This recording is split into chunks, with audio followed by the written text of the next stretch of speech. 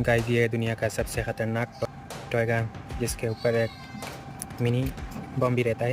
इसको फटाने पर बहुत दूर जाके गिर के ये फूटता है और ये देखने में बिल्कुल ही किड टॉय लगता है और ये बहुत ही ख़तरनाक है। बहुत ही दूर जाके ये फटता है। चलिए इसको चेकआउट करते हैं। Let's check this out.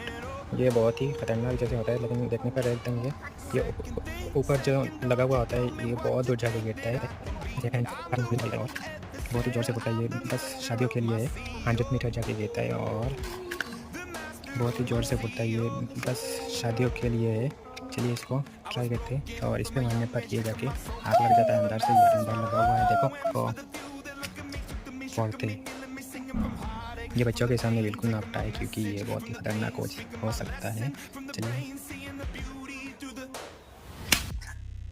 क्या हुआ, इसको फटा क्यों नहीं दिया?